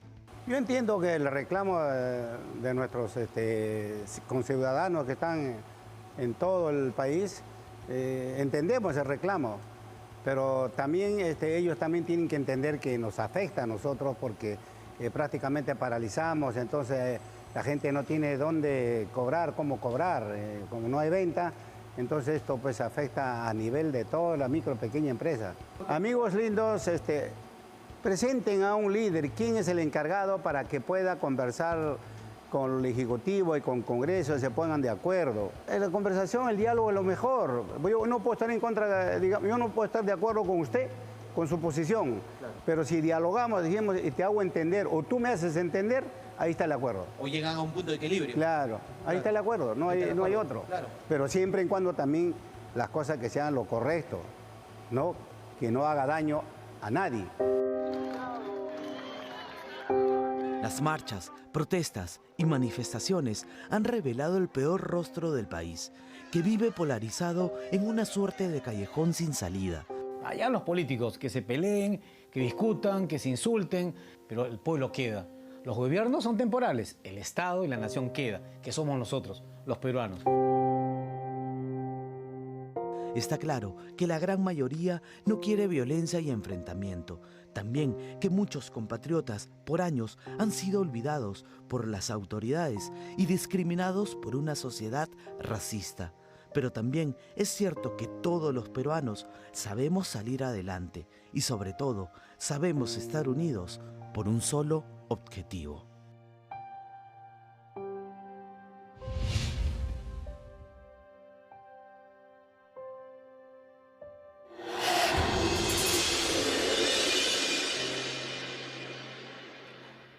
Esta noche la presidenta Dina Boluarte ha dado un mensaje a la nación anunciando que si no prospera mañana el debate de adelanto de elecciones en el Congreso, el Ejecutivo va a presentar un proyecto de adelanto de elecciones con carácter de urgencia, primera vuelta en octubre, segunda vuelta en diciembre. Correcto. Y la pregunta es, ¿y si no prospera? O sea, ¿qué esperanzas albergamos de que eso fuera a pasar, viéndolo cómo se comporta la derecha y la izquierda en el Congreso? ¿Renunciaría? Bueno, se lo planteamos al ministro de Educación, que va a estar con nosotros aquí en Día D, al volver de la pausa. Ya regresamos.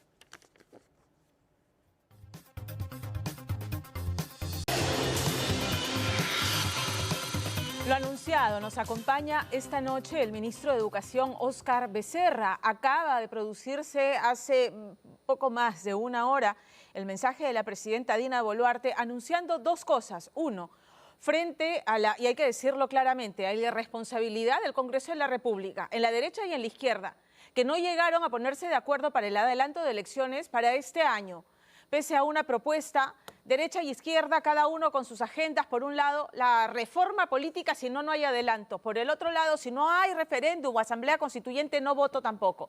Zarandeados en medio, 33 millones de peruanos. La respuesta de la presidenta esta noche ha sido un planteamiento del Ejecutivo, si es que mañana no llegan a un acuerdo para adelantar las elecciones, en esa línea. Pero además ha dicho que presentará otra propuesta en la que se planteará que sea la Comisión de Constitución del próximo Congreso que se encargue de la reforma total de la Constitución de 1993, en virtud de lo que señala la propia Constitución. Hablemos de los entretelones de este mensaje que tiene que haber pasado por el refrendo del Consejo de Ministros, por supuesto. Ministro, ¿cómo está? Buenas noches, bienvenido. Buenas noches y muchas gracias por la invitación.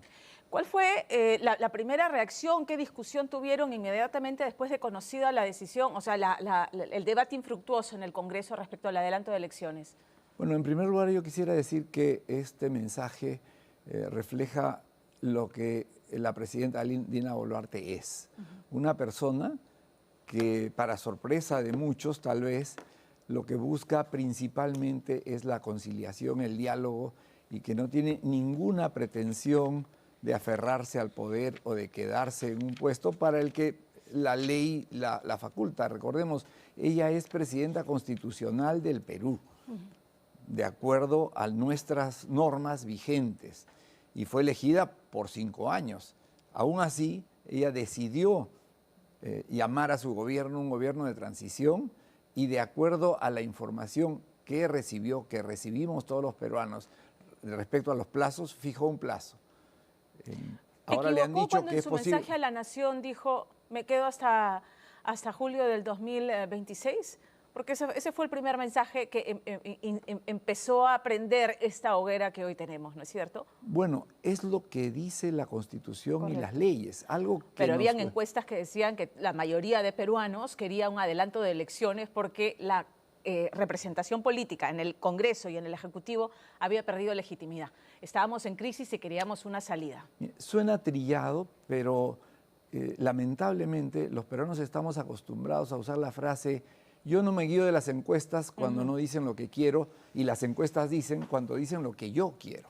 Y yo soy uno de 33 millones. La verdadera mayoría de los peruanos se da en las urnas. Lo que no sucede es que debido probablemente a falta de educación, no estamos acostumbrados a asumir las consecuencias de nuestros actos, como que al participar en una elección elegimos a alguien por un periodo. Claro, lo elegiste por 5 años y te aguantas, por decirlo de alguna manera poco elegante, pero la presidenta Boluarte es muy consciente de esta realidad y es por eso que si inicialmente no le quedaba otra cosa que obedecer el mandato constitucional de hacerse cargo de la presidencia hasta el 2026, porque es lo que dicen las normas. ¿Está secuestrada la presidenta Dina Boluarte de la derecha y la extrema derecha en el Congreso? Porque eso es lo que dicen, que es la presidenta por sucesión constitucional de izquierda que ha virado a la derecha para sostenerse en el poder con esta facción del Congreso. Algo lamentable que ocurre en nuestra sociedad es que las redes sociales tienen entre uno de sus objetivos, porque de eso viven, polarizar a la sociedad. Y entonces las redes sociales no pueden vivir si la gente se acerca al centro. Viven de ponernos en los extremos. Yo soy un técnico, nunca he estado metido en política y sin embargo ahora soy de extrema derecha. El presidente Pedro Castillo en sus consejos de ministros descentralizados y con Aníbal Torres y con la presidenta Boluarte siendo miembro del gabinete durante casi todo el año y medio que gobernó Pedro Castillo, tenía este discurso polarizante. Sí, es cierto. Totalmente de acuerdo. El presidente Castillo es el principal responsable de lo que nos está pasando. Y la hoy presidenta, ¿qué les ha dicho sobre esa etapa en la que ella era parte del gobierno, parte del gabinete y se tenía este mensaje persistente y sistemático semana sí, semana también? En un momento ella toma conciencia de que el presidente Castillo no quería buscar el bienestar de todos los peruanos, sino una agenda propia, una agenda totalitaria, una agenda que tenía por objeto, como lo dijo claramente en su mensaje golpista, de copar todos los poderes y de servirse del poder para hacer caja para lo que estamos viendo hoy día. Tenemos un Congreso que no ceja, con agendas maximalistas en la derecha y en la izquierda. Y la presidenta Dina Boluarte parece que ya hoy día ha dicho o lo resuelven o yo mando una propuesta que puede no prosperar nuevamente porque ni siquiera tenían los votos para aprobar en la segunda legislatura el adelanto para abril del 2024. Lo cual demuestra consecuencia de parte de ella. O sea, ella no le interesa quedarse, le interesa reconciliar a los peruanos, y está a pesar de evaluando, ellos muchas veces. Y está evaluando, a pesar de que ya ha dicho públicamente ella y el premier que no va a renunciar, ha puesto sobre el tapete la posibilidad de su renuncia que obligaría a que la convocatoria de elecciones sí sea inmediata, o sea, dentro de los plazos razonables. Seamos realistas, ¿qué resolvería una renuncia de la presidenta Dina Boluarte? Entraría el general Williams. Correcto. ¿Tú crees, sinceramente, que los que están apedreando policías y que están gritando todas las consignas que les escuchamos, se sentirían felices, estarían contentos con el general Williams, con un general para empezar, a cargo de la presidencia de la República? ¿Cree algún peruano que el general Williams, con todo el respeto que me merece, sería más conciliador que Dina Boluarte?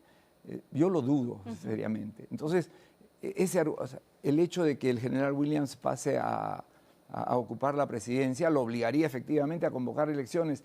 ¿Serían más rápidas que con esta alternativa que acaba de ofrecer la presidenta? También lo dudo. ¿Podría el presidente Williams en este escenario imaginario convocar a una asamblea constituyente? No. Entonces, esos 3 pedidos, que se vaya Dina, que se vaya al Congreso, que se convoque elecciones, que haya Asamblea Constituyente, 4 pedidos en realidad, ¿se harían realidad con una renuncia? No, continuaría este caos que estamos viendo porque no les interesa la paz, no les interesa el diálogo, no les interesan los miles de peruanos, no les interesa que hayan, si es necesario, que corran ríos de sangre y miles de muertos. Estarán felices con eso los manipuladores de nuestros hermanos y hermanas que salen pagados a reclamar cosas que ni entienden. Ayer escuchaba a un congresista que decía, no puede ser que los peruanos ganen 400 soles, tenemos que ir a Asamblea Constituyente. ¿En qué artículo de la Constitución se va a fijar que ganen un poco más? Es una manipulación descarada. ¿Han identificado interlocutores válidos? Entiendo que están haciendo esfuerzos con gobernadores regionales, con alcaldes, pero parece que no alcanza, que no está siendo suficiente y la olla a presión continúa sin poder tener, aunque sea una vía de escape para bajar, ¿no?, la temperatura. Mira, seguimos trabajando. Yo me reúno todos los días con gobernadores regionales, con alcaldes y tenemos una oficina de diálogo que se acerca constantemente. Me he sentado con la gente del SUTEP y con la gente de otro grupo que el SUTEP odia. Se odian entre ellos y sin embargo... FENATE. No estoy seguro de que sean representantes del FENATE, sino de personas que ellos dicen que están asociadas con el FENATE. Yo ni siquiera sabía qué cosa era el FENATE cuando me hice cargo del ministerio. Tuve que enterarme a la apurada, pero el tema es el siguiente. ¿Es posible dialogar si lo que queremos son los intereses superiores de todos los peruanos y peruanas? Como te decía, me he sentado... No vemos esa voluntad ni en el Congreso de la República, ni en la derecha ni en la izquierda, ¿no? Porque algunos grupos viven de polarizar. Pues. Nosotros no estamos tratando de no ser de esos. Y por eso te digo, o sea, si alguien me hubiera dicho hace un mes y medio que yo iba a estar sentado conversando con el señor Lucio Castro y que nos íbamos a poner, el secretario general del SUTEP, y que nos íbamos a poner de acuerdo en algo, yo hubiera dicho eso es imposible. Una exhortación final y breve, porque mañana es un día muy importante. Mañana podría bajarse un poquito la temperatura a esta olla a presión en la que estamos metidos 33 millones de peruanos. Y eso ocurre en el Congreso de la República. ¿Cuál es la exhortación final? Es lo que todos deseamos. Recordemos también que 30.000 peruanos son menos de la milésima parte de todos los peruanos. Entonces, no digamos que lo que 30.000 revoltosos que no llegan a ser 30.000 piden es lo que quiere la mayoría de peruanos. Elección, primera vuelta en octubre, segunda vuelta en diciembre y en enero cambio de mando, nada de abril del 2024. Eso es lo que ha pedido la señora presidenta y los que nos quedamos con ella es lo que queremos. Correcto. Ministro, muchas gracias por estar con nosotros esta noche. Gracias a ti. Gracias. Buenas noches. Nosotros hacemos una pausa y regresamos aquí en Día D.